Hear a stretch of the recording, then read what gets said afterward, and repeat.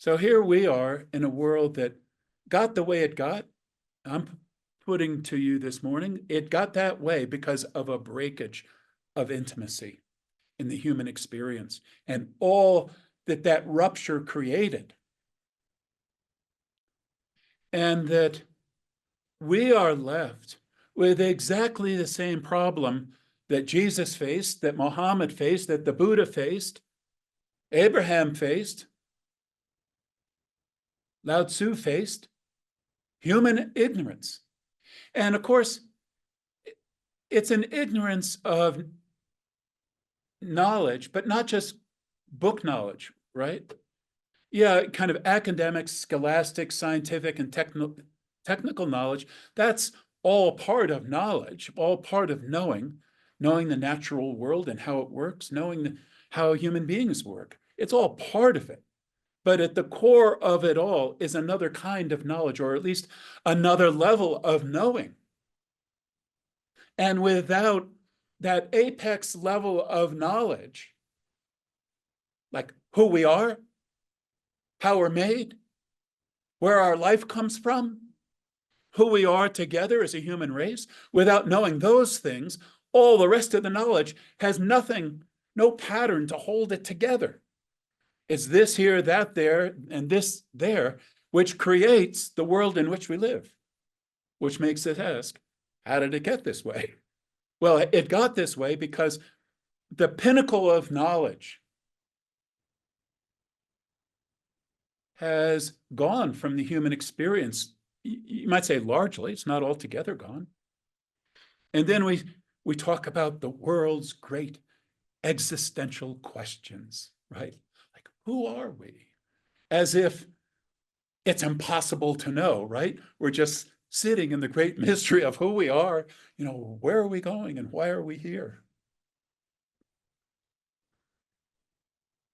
So what's the answer for you and for me?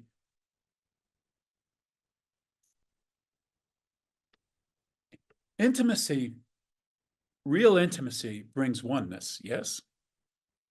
There's at least two distinct realities, two identities, and through intimacy, there's a knowing that we share one thing, that together we create one thing, one reality. We're part of one reality. I don't believe can be casual about our spiritual intimacy. I think we have to be forward. We have to ask. We have to reach out. We have to open. Invite in. This is a individual matter. An individual matter, and it's a matter between any two of us.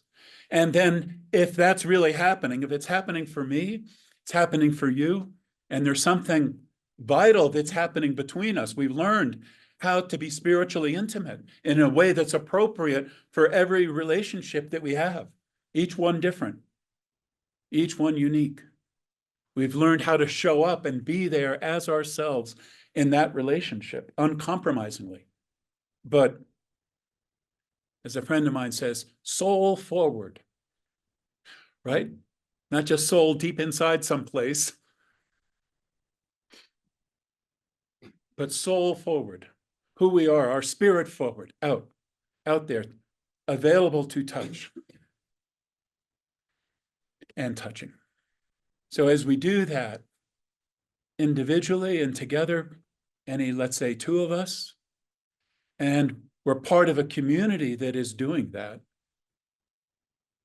what is the potential? It is, I've learned, not a just snap your fingers kind of a deal, just think the thought and it's done, or not even, try making an attempt and it's done. You've probably discovered by now that as human beings, that's not usually how things go. We're complex beings here on the planet. So there's something to work out about how to do that with even one other person. Like, what is the right distance between us? Intimacy is not just bang up against the other person. There's a right distance between us, but there can be an arc that travels over that distance that lights up the world. Let there be light. There can be something vital that passes between us that is that arc of light. Let there be light. It's unique for any two of us. So there's something to work out. How do we do that dance? Any two of us. And then how do we do it all together?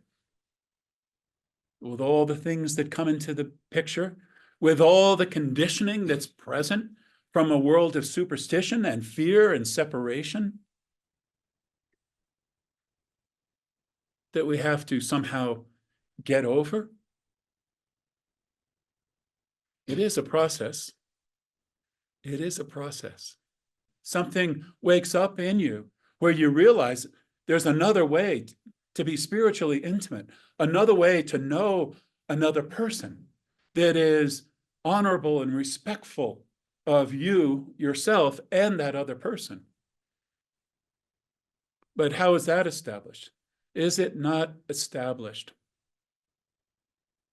by our own individual connection with the source of our own life, our own spiritual intimacy with that source, our own calling upon that source? Doesn't just happen. It doesn't just happen. And if you've been in a spiritual or any kind of community where there was intimacy, I can guarantee you it's because there was someone who knew that they wanted it to be there and was doing the work to help you be part of that along with other people. It didn't just happen. It could seem like it just happened because another person was taking responsibility for it. But how about we be that person who creates it?